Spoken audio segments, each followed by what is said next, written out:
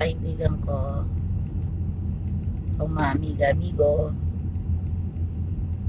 This is Nini Joy, Bisaya. Kumusta na kayo dyan? Kumusta yung ating balitang tungkol dyan sa virus? Anyway, kunting kwentuhan lang. Kanina, which is, no, actually, kahapon, tulo ka store ako gentuan to buy just regular stuff sa bahay, like food and toilet paper, paper towels, and other stuff, mga tinapay. Alam mo ba, sus, disaster ang mga store. Parang kuan siya, di mo imagine dahil ng mga tao nagkabuang nagpangita sa ilang kailangan. Anyway, tapos this morning bago nang nagpunta kami sa tatlong store. Pinakalas na store, which is yung malaking store na mga bulk ang pwede mong bilhin doon. Ang nakakatawa doon, haba-haba ng pila. Ang wala kaming maibili doon kundi mabadilian ng tubig, tsaka, which is daily namin yung tubig, tsaka yung toilet paper nga dahil naubusan na kami. Ngayon, nangyari, haba ng pila hanggang doon sa cashier, ang haba din ng pila. So, sabi nung babalik lang daw kami bukas, gusto namin ng toilet paper. So, yun nga, kailangan maaga kami gigising. Sabi at least 7 o'clock na doon na kami nakapila. So, according to do that, na makabili kaming toilet paper, sige, wala na kaming toilet paper. Kailangan naming punta ng maagang-maaga. Ayun po mga kaibigan ko, mga amigo ko diha sa palok ng mundo. Ilang araw medyo ang ganda ng panahon. Ngayon yung umuulan, tas lamig. Ito, alis kami ng partner ko, pagkapi namin yung mother-in-law ko. Yun, ang lakas ng,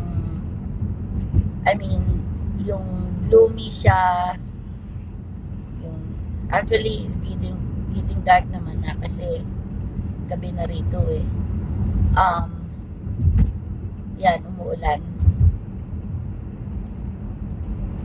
So tingnan nyo po, walang halos ganitong oras pag umaalis kami, medyo maraming sasakyan. Ngayon, ayan, halos wala kang makikitang mga sasakyan.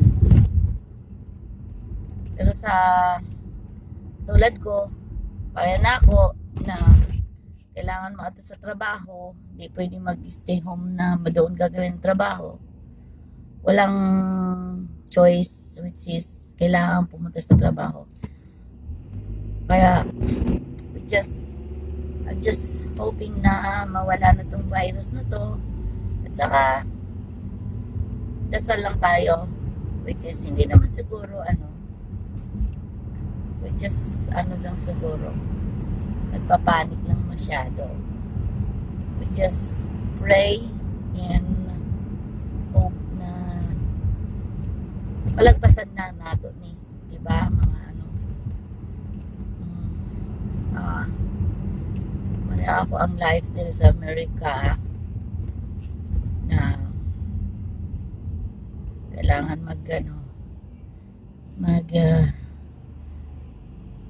tawag nga ni mag-adjust sa daily life na mo diri kay siyempre wala ka sa yutang mimong tanatawhan. So kailangan na every time kung saan ka pupunta, kuan lang, ingat-ingat lang. Kasi hindi mo alam mga problems na marating. Like now, iniisip mo malayo yung parents mo, kapatid mo. Just hope and pray lang tayo. Yan. daming sasakyan.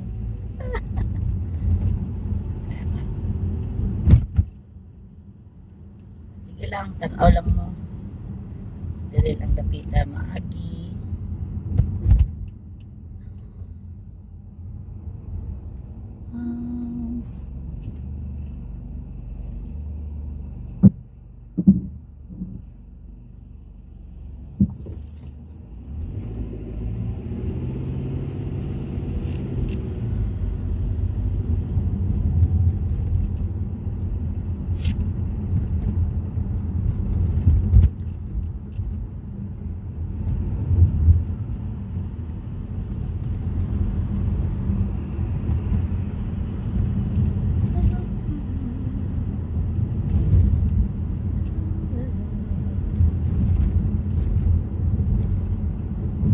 Mao lagi na bisag asa na store nagwat kila makita kundi puro lang dili niyo kailangan everyday, pero yung kailangan nimo everyday so wala jud. Ang importante yun, ang unang nga halos wala is pagkaon.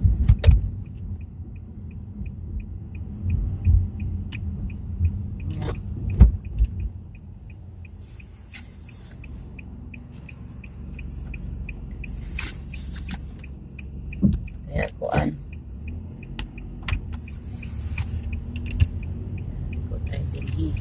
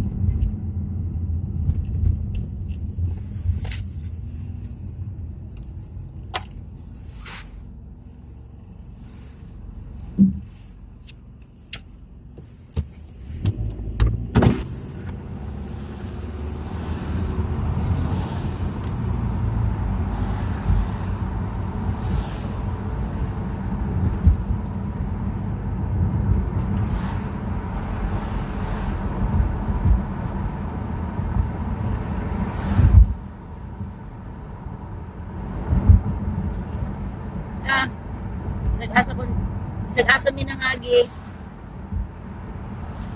Wala dyan halos sakyanan.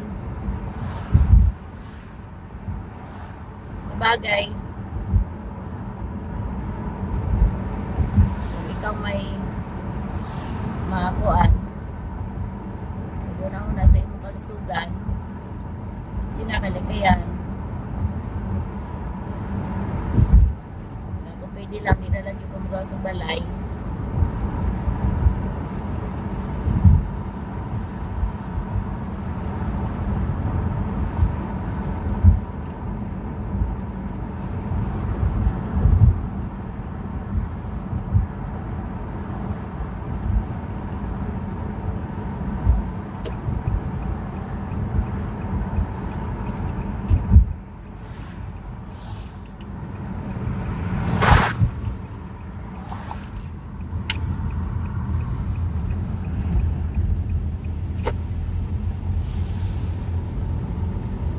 Tapos sa atong sa isang tindahan ginina kay nagpadente sa akong anak.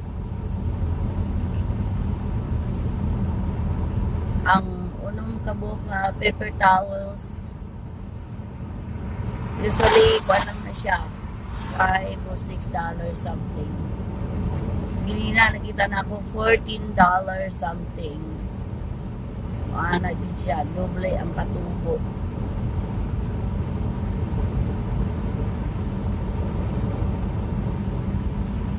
Ang kabuang siya. Kasi Gay mga friends. Dahil ang usa. Kay anak ko Denise. May layo pa ko pero walang sa. Babay lang sa.